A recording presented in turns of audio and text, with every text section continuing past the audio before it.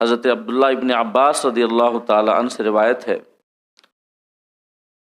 کہ ایک بار کچھ مشرکین آقا کریم صلی اللہ علیہ وسلم کی بارگاہ میں حاضر ہوئے اور یہ کہا کہ اگر آپ یہ چاہتے ہیں کہ ہم آپ کی مجلس میں بیٹھیں، آپ کی باتیں سنیں، آپ کی دعوت پر غور کریں، تو جب ہم آئیں اس وقت آپ اپنی مجلس سے جو فقراء اور غرباء ہیں مسلمانوں میں سے ان کو ہٹا دیا کریں، کیونکہ ان کے ساتھ بیٹھنا ہماری ہتک ہے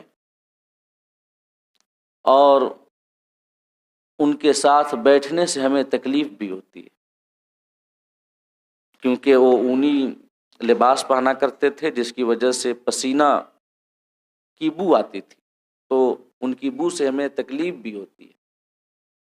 کفار و مشرکین نے یہ آقا کریم سے کہا، اور حضرت عمار، حضرت بلال، حضرت صہیب، حضرت خباب، حضرت عبداللہ بن مسعود رضی اللہ تعالی عنہم اجمعین جیسے فقراء مسلمین کو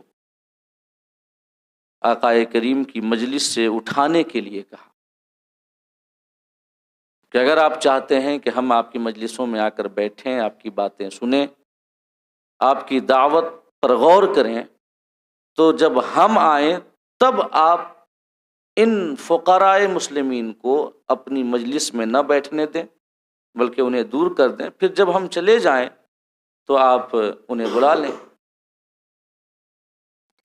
یہ جب آقا کریم کی بارگاہ میں انہوں نے عرض کیا اور عریضہ پیش کیا تو اللہ پاک نے قرآن مجید میں یہ آیت کریمہ نازل فرمائی اور فرمایا کہ محبوب ان کفار و مشرکین کی باتوں میں نہ آئیں جو اپنے مال و دولت کی وجہ سے تکبر میں مبتلا ہیں اور اپنے آپ کو اوروں سے بہتر سمجھتے ہیں، اور فقراء اور غرباء کے ساتھ بیٹھنا وہ اپنی توہین سمجھتے ہیں۔ آپ ان کی باتوں میں نہ آئیں بلکہ آپ اپنی جان کو مانوس رکھیں، اپنے آپ کو جمع کر رکھیں ان فقراء کے ساتھ، ان کی مجلسوں کے ساتھ، اور یقین جانیں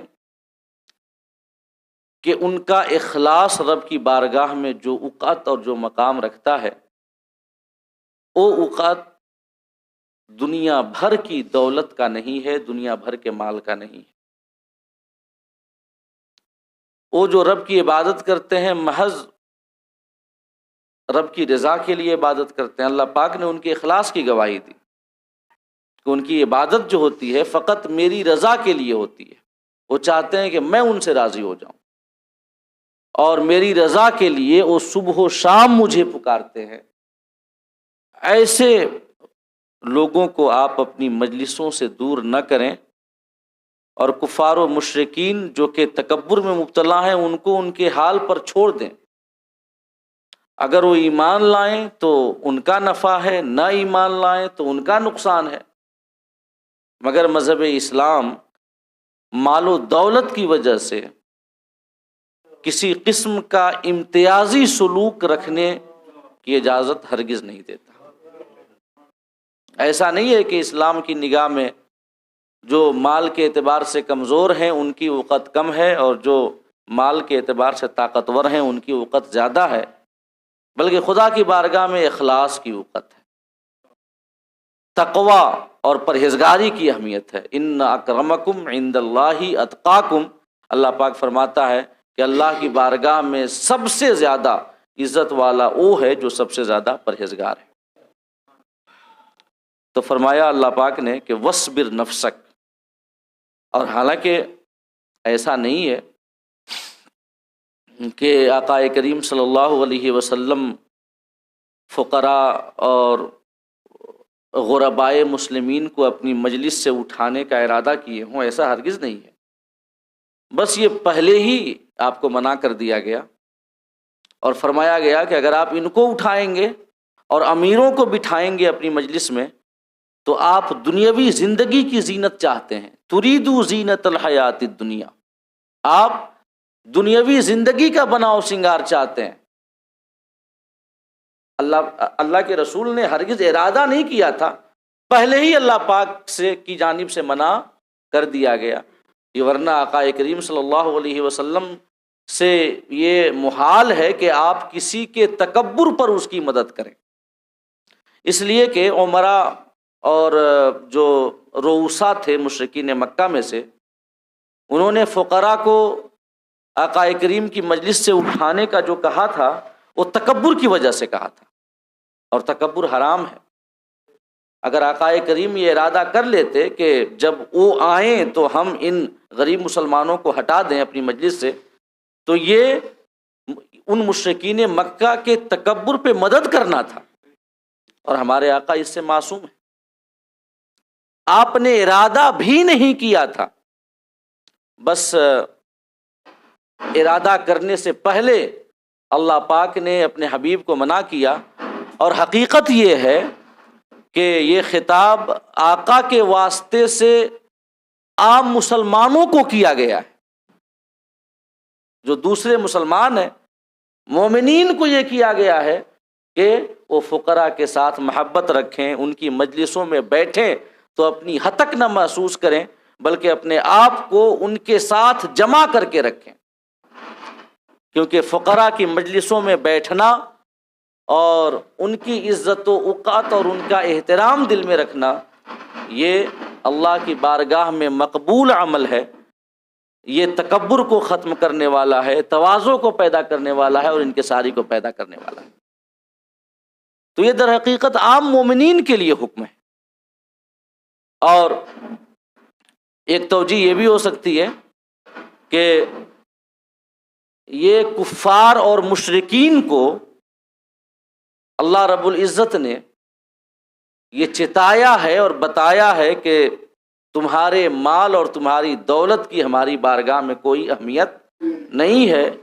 یاد رکھو، ایسا نہیں ہے کہ تم امیر ہو، مال و دولت والے ہو تو تمہارے لیے کوئی الگ مجلس منعقد کی جائے گی، بلکہ اللہ کی بارگاہ میں اخلاص کی اہمیت ہے، تقوی کی اہمیت ہے، پرہیزگاری کی اہمیت ہے۔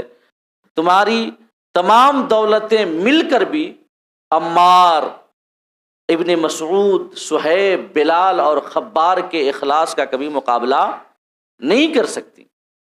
یہ ان کو چتایا گیا ہے کہ تمہاری جو امیری ہے خدا کی بارگاہ میں کوئی اہمیت نہیں رکھتی، یہ اللہ پاک کی جانب سے ان مشرکین کو بتایا گیا۔ تو ایک اس کی توجہ تو یہی ہے کہ اللہ رب العزت نے جو صحابہ میں سے فقراء تھے، جو غربا تھے، ان کے ساتھ بیٹھنے کا اللہ پاک نے اپنے حبیب کو حکم دیا، اور اپنے حبیب کے واسطے سے پوری امت کو یہ حکم دیا کہ فقراء سے محبت رکھیں اور ان کی مجلسوں میں بیٹھنا اپنے لیے ہتک نہ سمجھیں۔ اور ایک اس کی توجہ یہ بھی بیان کی گئی ہے جو کہ احادیث کریمہ میں آقائے دو جہاں نے ارشاد فرمایا ہے اسی آیت کریمہ کے حوالے سے، کہ مراد یہ ہے کہ اللہ رب العزت ذکر کی مجلسوں میں بیٹھنے کا حکم دیتا ہے اپنے حبیب کے واسطے سے، کہ جہاں پر اللہ کے ذکر کی محفلیں منعقد ہوں، جہاں پہ دین کی باتیں ہوں، قرآن کی باتیں ہوں، اور جہاں پہ علم دین سکھایا جا رہا ہو، ویسی مجلسوں میں جا کر بیٹھیں اور اپنے آپ کو ان مجلسوں سے جمع کر کے رکھیں۔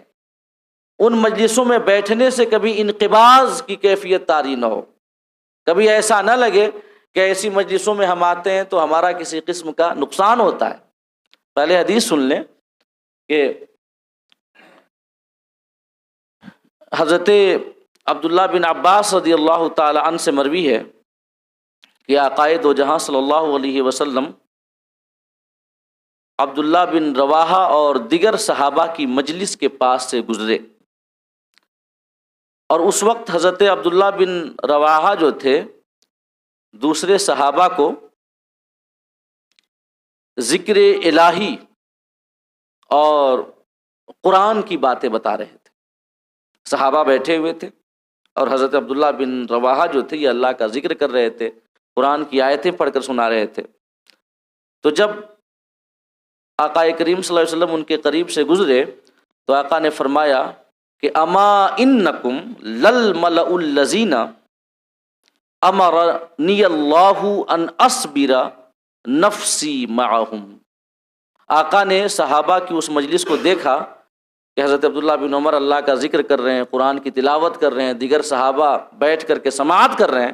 تو آقا نے فرمایا کہ سنو، یہی وہ مجلس ہے، یہی وہ مجلس ہے جس کے ساتھ اپنے آپ کو جمع کر رکھنے کا اللہ نے مجھے حکم دیا ہے، آقا نے فرمایا. اور پھر آقا کریم نے اسی آیت کریمہ کی تلاوت کی کہ وَاصْبِرْ نَفْسَكَ مَعَ الَّذِينَ يَدْعُونَ رَبَّهُمْ بِالْغَدَاةِ وَالْعَشِيِّ.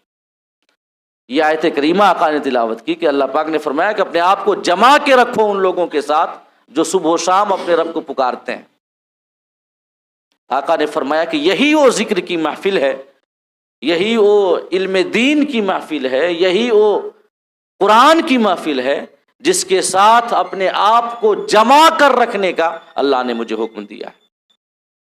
اور اس کے بعد آقا نے فرمایا کہ انہو ما جلس عیدتکم الا جلس معہم عیدتہم جلیسہم من الملائکہ.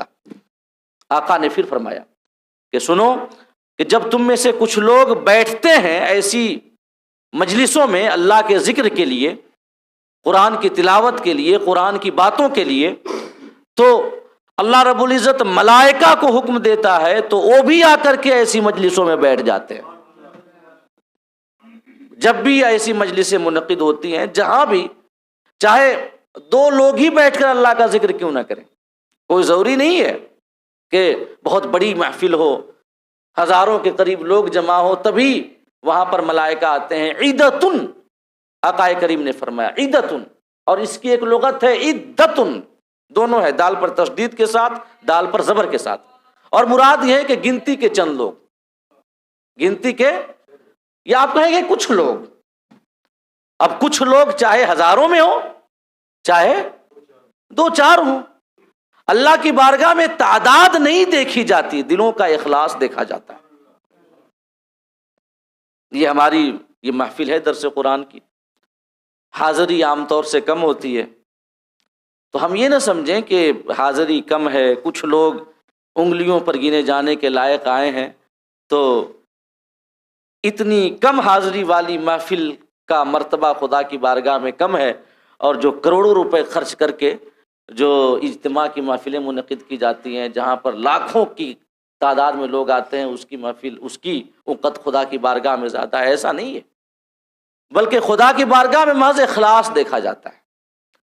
آقا کریم صلی اللہ علیہ وسلم کی ایک حدیث ہے کہ آقا نے حضرت علی سے فرمایا اخلص العمل یجزیک منہ القلیل. آقا نے فرمایا کہ علی، عمل میں اخلاص پیدا کرو، قلیل عمل بھی تمہارے لیے کافی ہوگا. تو وہاں پر اخلاص دیکھا جاتا ہے.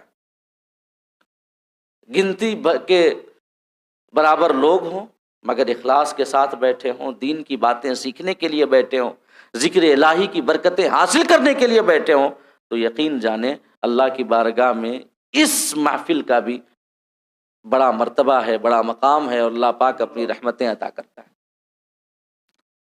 ایک اس حوالے سے ہمیں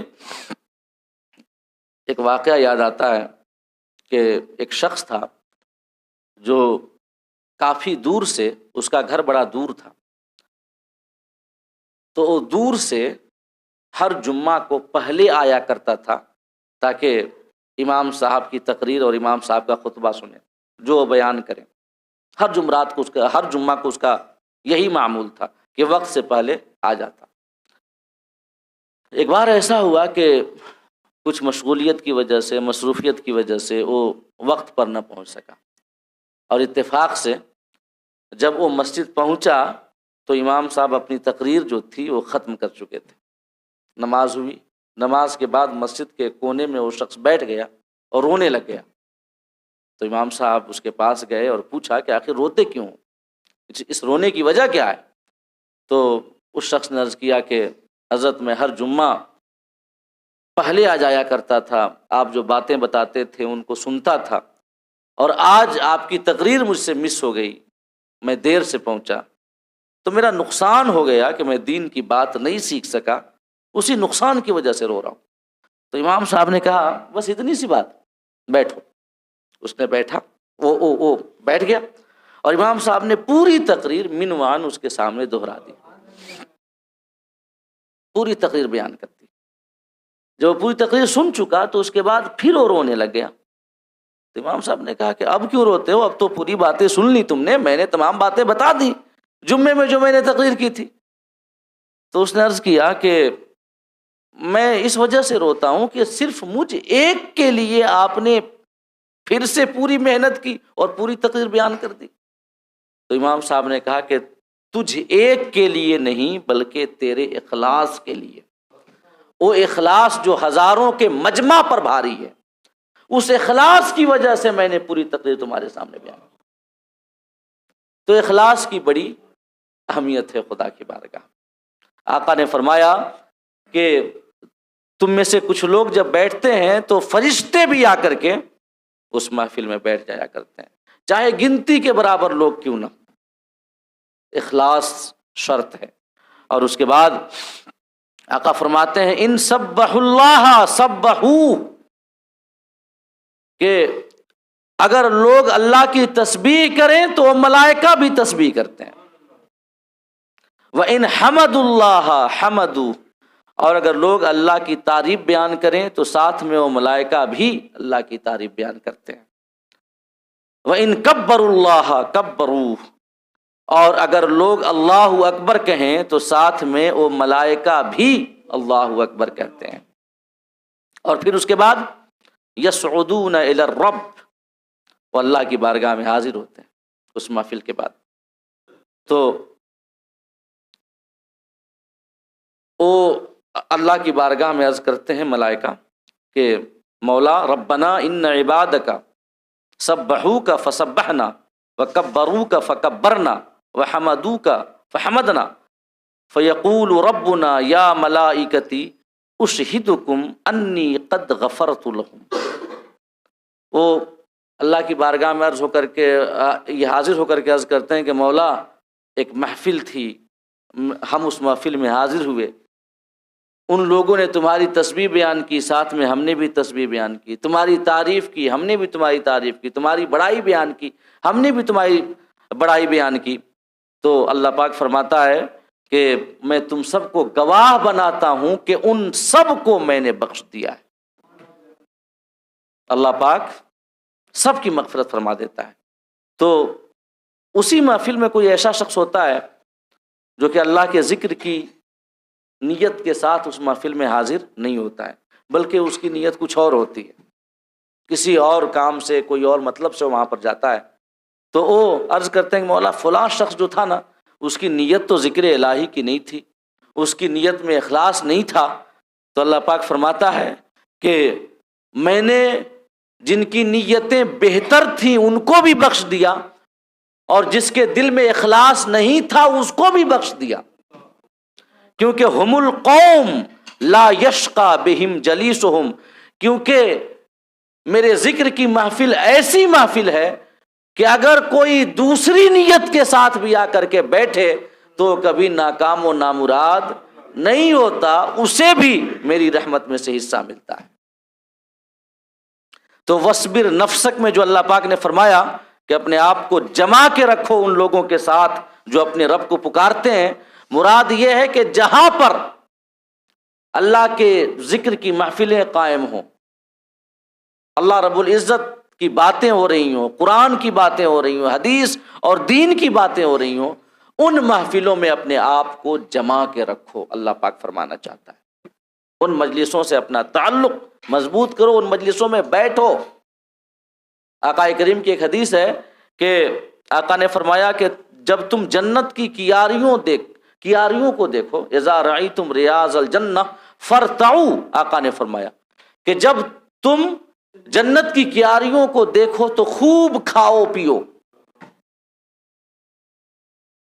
جو جنت کی کیاریاں ہیں تو ظاہر ہے وہاں پر جنتی غذائیں ہوں گی. کیا ہوں گی؟ اور یقیناً ذکر الہی جنتی غذا ہے. آقا نے فرمایا کہ جب جنت کی کیاریوں کو دیکھو تو خوب کھاؤ پیو، سیرابی حاصل کرو. صحابہ نے عرض کیا یا رسول اللہ وما ریاض الجنہ، اے اللہ کے رسول جنت کی کیاریاں ہیں کیا؟ تو آقا نے فرمایا حلق الذکر، جو ذکر کی محفلیں ہیں وہ در حقیقت جنت کی کیاریاں ہیں. اور ایک اور حدیث اسی حوالے سے حضرت امام احمد نے تخریج کی ہے ابو امامہ رضی اللہ تعالی عنہ سے کہ خرج رسول اللہ صلی اللہ علیہ وسلم علی قاسی یقص، آقا کریم کا گزر ایک شخص کے پاس سے ہوا جو ایک مجلس میں قصہ بیان کر رہا تھا. کیا بیان کر رہا تھا؟ قصہ. اور اس زمانے میں جو قصے بیان کیے جاتے تھے وہ آج کی طرح نہیں تھے کہ محض فالتو، مطلب نہ سچ نہ جھوٹ نہ روایت میں ثابت ہے کہ نہیں ہے اور نہ کوئی اور ایسا کچھ. آج کے زمانے کی طرح محض گفتار کی طاقت دکھانا مقصود نہیں ہوتا تھا، خطابت کا جوہر دکھانا مقصود نہیں ہوتا تھا، بلکہ اس زمانے میں جو واعظ ہوتے تھے، جو خطبہ بیان کرتے تھے، جو لوگوں کو قصہ سنایا کرتے تھے، ان کا مقصود لوگوں کے دلوں میں اللہ کی یاد کو جاگزی کرنا ہوتا تھا. اس زمانے آقا کریم صلی اللہ علیہ وسلم نے قس بن ساعدہ ایادی کی تقریریں سنی اعلان نبوت سے پہلے تو آپ نے بڑا پسند فرمایا. قس بن ساعدہ ایادی عرب کا ایک بڑا خطیب گزرا ہے، ایسے بڑے بڑے خطیب گزرے ہیں. تو جو خطیب ہے اسی کو عربی زبان میں قاص کہا جاتا ہے. قاص یعنی قصہ بیان کرنے والا. تو آقا کریم صلی اللہ علیہ وسلم کا گزر ہوا ایک شخص کے پاس جو لوگوں کو قصہ سنا رہا تھا. قصہ سنا رہا تھا مطلب کہ وہ حکایتیں بیان کر کے لوگوں کے دلوں میں دنیا کا زہد پیدا کر رہا تھا، آخرت کی یاد پیدا کر رہا تھا. تو آقا کریم صلی اللہ علیہ وسلم فامسک، حدیث میں آیا کہ آقا ٹھہر گئے. اس مجلس میں آقا ٹھہر گئے اور آقا رسول صلی اللہ علیہ وسلم نے فرمایا کہ قصہ بیان کرو. تو اس نے فرمایا کہ جب اس نے دیکھا کہ آقا کریم موجود ہیں تو چپ ہو گیا کہ آقا کی بارگاہ میں. اور کیا؟ اس لیے کہ افصح العرب آقا کی ذات، حکمت سے بھری باتیں آقا کے لبھائے اقدس سے نکلتے ہیں، تو کون ہے جو آقا کے سامنے بیان کرنے کی ہمت کرے. تو آقا کریم جب خاموش ہو گئے وہاں پر، تو آقا کریم جب ٹھہر گئے تو خاموش ہو گیا. تو آقا نے فرمایا قصہ بیان کرو، خاموش مت رہو، بیان کرو. فَلَأَنْ أَقْعُدَ غَدْوَةً إِلَىٰ أَن تَشْرُقَ الشَّمْسُ أَحَبُّ إِلَيَّ مِنْ أَنْ أُعْتِقَ 4 رِقَابٍ، کہ صبح صادق سے لے کر کے سورج کے چمکنے تک، یعنی جب دن کا اجالا پھیلتا ہے صبح صادق کے وقت، صبح کا اجالا پھیلتا ہے اس وقت سے لے کر کے سورج جب طلوع ہو کر کے جب چمکنے لگے اس وقت تک، صبح صادق سے لے کر سورج کی روشنی کے پھیلنے تک میں تمہاری اس مجلس میں رہوں، تمہاری باتیں سنوں، یہ مجھے 4 غلاموں کو آزاد کرنے سے زیادہ محبوب ہے. تمہاری مجلس میں بیٹھ کر تمہاری میں باتیں سنوں، اس سے یہ مجھے زیادہ محبوب ہے اس بات سے کہ میں 4 غلاموں کو آزاد کروں. یعنی کہ اللہ کے ذکر کی محفلوں میں بیٹھنا آقا کی حدیث کے مطابق، آقا کے فرمان کے مطابق غلام آزاد کرنے سے بھی زیادہ افضل عمل ہے. آقا نے فرمایا کہ 4 غلام آزاد کروں، اس سے زیادہ مجھے محبوب اور پسندیدہ یہ ہے کہ صبح سے لے کر سورج کی روشنی پھیلنے تک میں تمہاری محفل میں بیٹھوں. اور ایک اور حدیث حضرت ابو سعید خدری سے مروی ہے. آقا کریم صلی اللہ علیہ وسلم، حضرت ابو سعید خدری فرماتے ہیں کہ اتا علینا رسول اللہ صلی اللہ علیہ وسلم ونحن ناس من ضعفت المسلمین وَرَجُلٌ يَقْرَأُ عَلَيْنَا الْقُرْآنَ وَيَدْعُو لَنَا۔ حضرت ابو سعید خدری بیان کرتے ہیں کہ آقا کریم صلی اللہ علیہ وسلم ہمارے پاس تشریف لائے، اور اس وقت ہم مسلمانوں میں سے کچھ غربا جو تھے، ضعفاء، غربا، مساکین جو مسلمانوں میں سے تھے، وہ جمع تھے، اور ایک شخص قرآن کی تلاوت کر رہا تھا اور ہمارے لیے دعا کر رہا تھا۔ حضرت ابو سعید خدری فرماتے ہیں کہ آقا ایسے وقت تشریف لائے کہ ہم سب جمع تھے، جو ضعفاء اور غربا تھے، کمزور لوگ تھے مسلمانوں میں سے، اور ایک بندہ ہمیں قرآن پڑھا رہا تھا اور ہمارے لیے دعا کر رہا تھا اور ہمیں ذکر سکھا رہا تھا۔ تو آقا کریم صلی اللہ علیہ وسلم نے فرمایا دیکھ کر کے اس محفل کو، الحمدللہ الذی جعل فی امتی من امرت ان اصبر نفسی معہ۔ آقا نے فرمایا کہ تمام تعریفیں اس اللہ کے لیے ہیں جس نے میری امت میں ایسے اشخاص کو باقی رکھا ہے جن کے ساتھ اپنے آپ کو جمع کر رکھنے کا حکم اللہ نے مجھے دیا ہے۔ اور پھر آقا کریم نے ان جو مومنین میں سے ضعفاء تھے، کمزور لوگ تھے، انہیں بشارت دی۔ آقا نے فرمایا کہ بشر فقراء المسلمین بالنور التام یوم القیامہ۔ آقا نے فرمایا کہ جو مسلمین میں سے فقراء ہیں، جو کہ اپنے آپ کو دنیاوی جھنجھٹوں سے آزاد رکھے ہوئے اور محض رب کی عبادت میں مصروف رہتے ہیں، دن رات رب کو ہمیشہ ہر گھڑی پکارتے رہتے ہیں، آقا نے فرمایا کہ ان فقراء مسلمین کو یہ بشارت دے دو کہ کل قیامت کے روز انہیں مکمل نور حاصل ہوگا، نور تام حاصل ہوگا۔ آقا نے فرمایا مکمل نور حاصل ہوگا، اور یدخلون الجنت قبل الاغنیاء بنصف یوم، کہ اور وہ فقراء جو کہ مطلب شکوہ نہیں کرتے، جو کہ شکوہ نہیں کرتے اور اپنے اوقات کو، اپنے لمحات کو ذکر الہی میں بسر کرتے ہیں، آقا نے فرمایا کہ وہ جنت میں اغنیا سے 500 سال پہلے داخل ہوں گے۔ بے نصف یوم، آدھا دن، وہ ایک دن جو ہوگا یہ اللہ کی بارگاہ میں جو ایک دن ہے وہ 1000 سال کے برابر ہے۔ آقا نے فرمایا کہ آدھا دن پہلے جو فقراء مسلمین ہوں گے اغنیا سے پہلے جنت میں جائیں گے۔ اور پھر آقا نے تشریح بھی بیان کر دی کہ مقداری 500 عام، 500 سال پہلے جو فقراء مسلمین ہوں گے وہ اغنیا سے پہلے جنت میں جائیں گے۔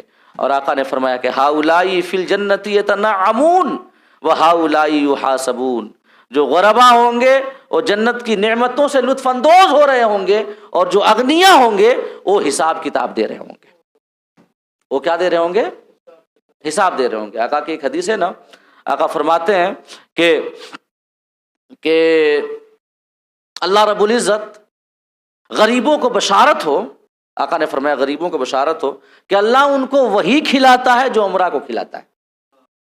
آقا نے فرمایا اس لیے کہ ظاہر ہے جن کے پاس ڈھیر سارا مال و دولت ہے وہ سونا چاندی تو نہیں کھاتے، کھاتے تو یہی دال چاول اور روٹی ہے، آتا ہے کہ نہیں ہے؟ آقا نے فرمایا غریبوں کو بشارت ہو کہ اللہ پاک انہیں وہی کھلاتا ہے جو امرا کو کھلاتا ہے، مگر حساب امرا سے لے گا، غربا سے نہیں لے گا۔ ان بیچاروں کے پاس ہے ہی کیا جو لے گا۔ تو آقا نے فرمایا کہ 500 سال پہلے غربا جنت میں جائیں گے، اور ایک حدیث میں آیا ہے آقا نے فرمایا کہ یہ جنت کی نعمتیں لوٹ رہے ہوں گے اور اغنیا حساب کتاب دے رہے ہوں گے۔ اسی وجہ سے حضرت علی نے فرمایا کہ دنیا میں سے جو حرام ہے وہ عذاب ہے، مطلب حرام طریقے سے دنیا کمائی عذاب میں مبتلا ہوں گے، اور جو حلال طریقے سے دنیا کمائیں گے تو حساب دینا ہوگا۔ تو مال و دولت کا دو وبال یقینی ہے، یا تو حساب یا تو عذاب، یا تو حساب یا تو عذاب۔ اگر حرام طریقے سے کمایا تو عذاب ہے، حلال طریقے سے کمایا تو حساب ہے، تو حساب دینے میں لگے ہوں گے۔ اور جو غربا ہوں گے وہ کیا ہوگا، ان کے پاس حساب دیں گے، 500 سال پہلے جنت میں چلے جائیں گے۔ اور ایک حدیث میں آیا ہے کہ 40 سال پہلے، حضرت عائشہ کی ایک حدیث ہے کہ غربا جو ہیں عمرہ سے کتنے سال پہلے جنت میں جائیں گے؟ 40 سال پہلے۔ تو مطلب بظاہر تو تعارض نظر آ رہا ہے نا، 500 سال اور 40 سال میں تو فرق ہے. تو فرماتے ہیں علماء اس تعارض کی تطبیق کرتے ہوئے کہ جس کی غربت اختیاری ہوگی وہ 500 سال پہلے جنت میں جائے گا. جس کا فقر اختیاری ہوگا، اور اختیاری فقر سمجھ رہے ہیں؟ اختیاری فقر سے مراد کیا ہے؟ آقا کا فقر اختیاری تھا. اگر وہ چاہتے کہ تو پہاڑ ان کے ساتھ چلتے، لیکن غربت اختیار کی. جو کہ فقر کو اختیار کرے، باوجود ہے کہ اس کے پاس دولت اور مال کے کمانے کے ذرائع ڈھیر سارے ہوں، مال آئے بھی لیکن خرچ کر کے وہ فقر کو اختیار کرے. تو جن کا فقر اختیاری ہوگا وہ 500 سال پہلے جنت میں جائیں گے، اور جن کا فقر اضطراری ہوگا بحالت مجبوری تو 40 سال پہلے جنت میں جائیں گے. مطلب خوب محنت کر رہے ہیں کہ اللہ پاک نواز دے، لیکن رزق اللہ دینے والا ہے، اپنی مشیت کے مطابق وہ جس کو جتنا چاہتا ہے عطا کرتا ہے. اس میں کسی بندے کا کوئی عمل دخل تو ہے نہیں. ہم جو کماتے ہیں تو ہمارا عمل دخل خالی اتنا ہے کہ کماتے ہیں بس، باقی دیتا اللہ ہے. ورنہ کتنے کمانے والوں کی محنت جو ہے ضائع جاتی ہے، کچھ ملتا نہیں ہے، یا ملتا ہے تو قوت لا یموت کے برابر، باقی کچھ نہیں ہے کہ نہیں ہے. تو جن کا فقر اضطراری ہوگا وہ 40 سال پہلے جنت میں جائیں گے، اور جن کا فقر اختیاری ہوگا وہ 500 سال پہلے جنت میں جائیں گے. تو اس حدیث میں بھی آقا کریم صلی اللہ علیہ وسلم نے فقراء مسلمین کو بشارت دی مکمل نور کی.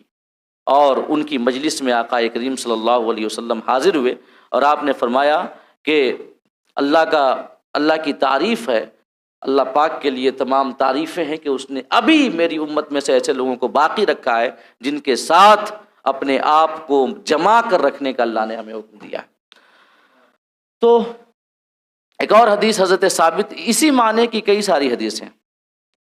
ایک اور حدیث حضرت انس بن مالک سے مروی ہے، امام احمد نے تخریج کی ہے کہ آقا نے فرمایا کہ ما من قوم اجتمعوا یذکرون اللہ لا یریدون بذلک الا وجہہ الا ناداہم مناد من السماء ان قوموا مغفورا لکم قد بدلت سیئاتکم حسنات.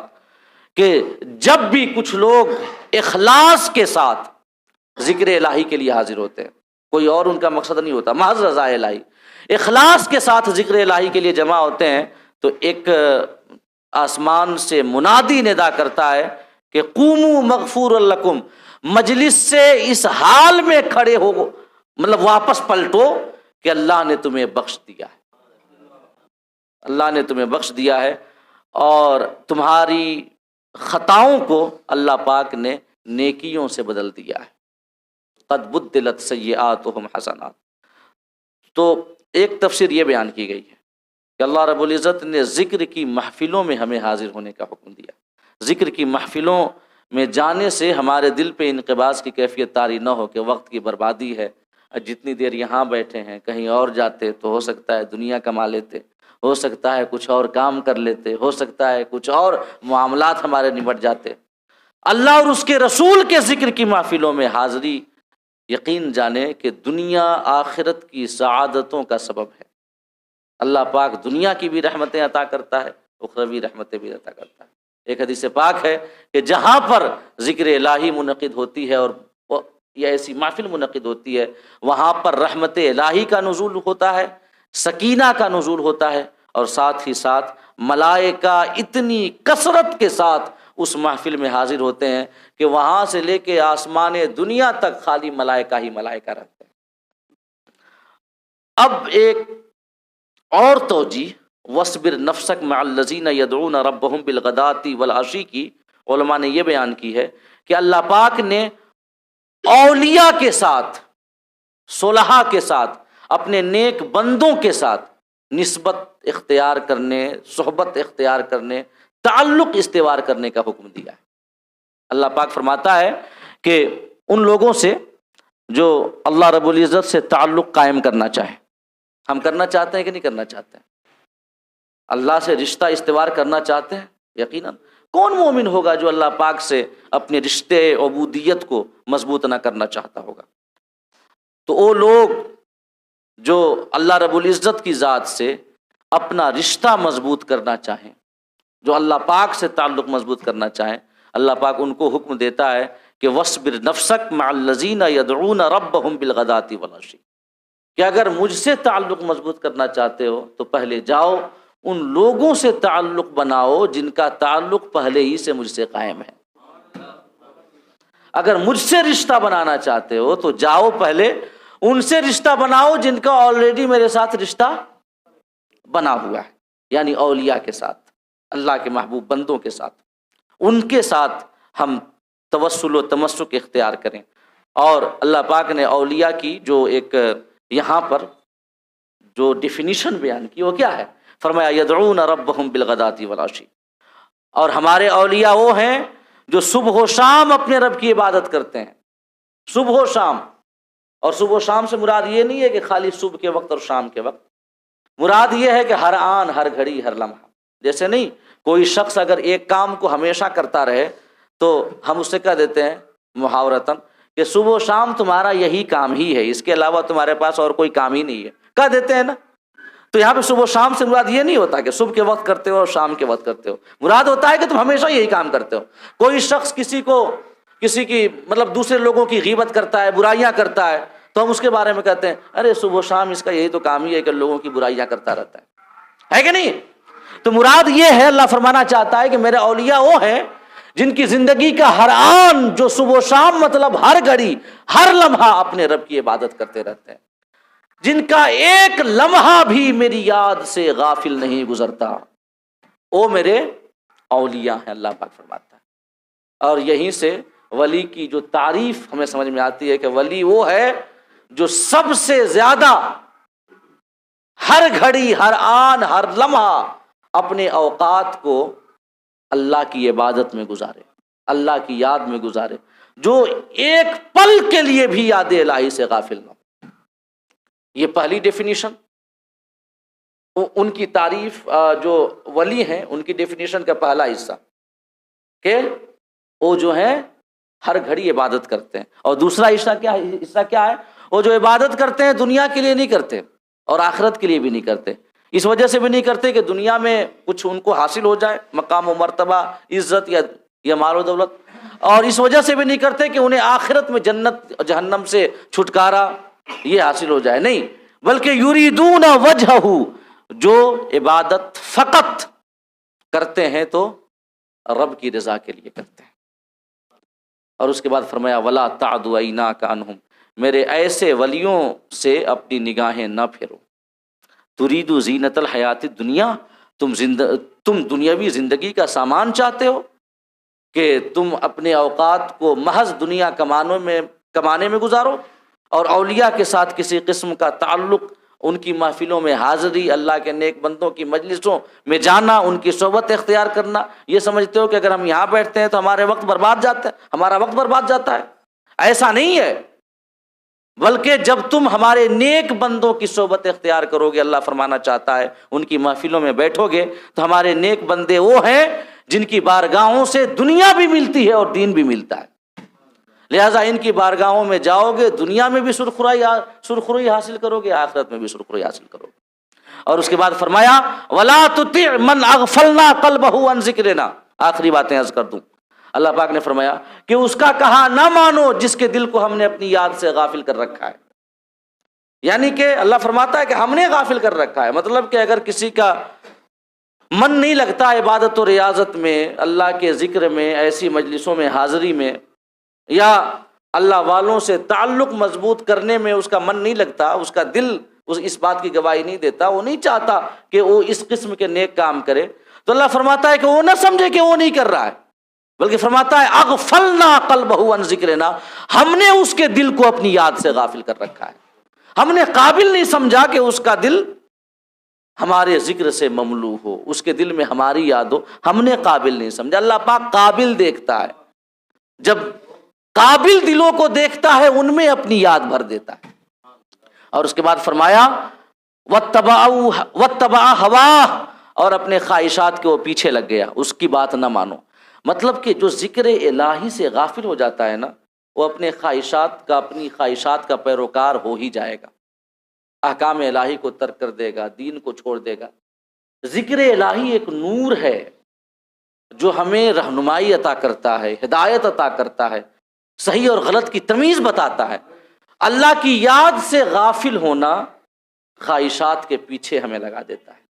فرمایا واتبع ہوا، کہ اپنی خواہشات کے وہ پیچھے لگ گیا، وکان امرہ فرطا، اور اس کا معاملہ حد سے بڑھ گیا۔ اللہ پاک نے فرمایا یعنی ذکر الہی سے غفلت کا ایک وبال تو یہ ہے کہ انسان خواہشات نفس کے پیچھے پڑ جاتا ہے، جائز و ناجائز ہر آرزو کی تکمیل کرنا چاہتا ہے، اور دوسرا وبال یہ ہے کہ تمام معاملات میں افراط و تفرید کا شکار ہو جاتا ہے، تمام معاملات میں فساد اور بگاڑ آ جاتا ہے۔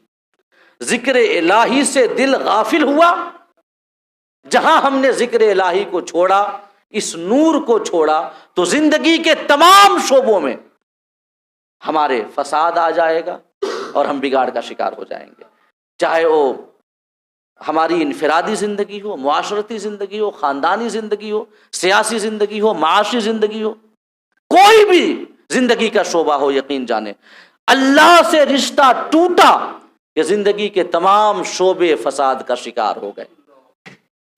زندگی کے تمام شعبوں میں اصلاح اور بھلائی کے لیے ضروری ہے کہ ذکر الہی سے اپنا تعلق ہم مضبوط کریں۔ جب دل میں خدا کی یاد ہوگی تو یقیناً یہ نور ہمیں روکے گا غلط باتوں سے۔ جب بھی ہم غلط کام کی جانب بڑھیں گے، ہمارے ضمیر کو ذکر الہی جو ہے راستہ دکھائے گا، اور ہماری جو ضمیر ہے پھر ہمیں راستہ دکھائے گی کہ اس جانب نہ چلو بلکہ اس جانب چلو۔ وَكَانَ أَمْرُهُ فُرُطًا، اس کا کہا نہ مانو جس کے دل کو ہم نے اپنی یاد سے غافل کر رکھا ہے اور اس کا معاملہ حد سے بڑھ گیا ہے۔ اللہ پاک ہم سب کو کہنے اور سننے سے زیادہ عمل کرنے کی توفیق عطا فرمائے، اور زندگی کی آخری سانس تک ہمیں اہل سنت کے عقائد حقہ واضحہ پر قائم و دائم رکھے۔ آمین۔ وآخر دعوانا ان الحمد للہ۔